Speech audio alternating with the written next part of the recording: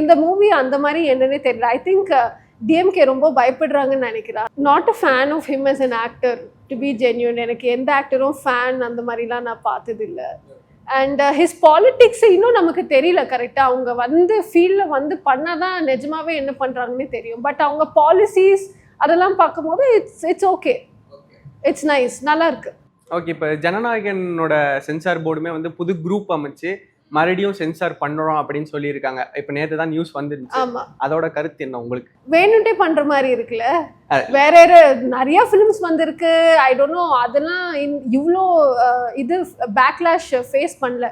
இந்த மூவி அந்த மாதிரி என்னன்னே தெரியல. ஐ திங்க் டிஎம்கே ரொம்ப பயப்படுறாங்கன்னு நினைக்கிறேன். ஆனா வந்து சென்சார் போர்டு வந்து பிஜேபி தானே மேம், சென்ட்ரல்ல இருந்தானே வருது. ஸோ அவங்கலேருந்து ஏதாச்சும் அப்போஸ் பண்றாங்களா இல்ல நம்ம தமிழ்நாடு ஸ்டேட்டுக்குள்ள அப்போஸ் பண்றாங்களா? சென்ட்ரல் இன்ஃப்ளூயன்ஸ் அவ்வளோவா with regard to this movie இல்லைன்னு நினைக்கிறேன். ஐ திங்க் இட்ஸ் நம்ம ஸ்டேட் தான்.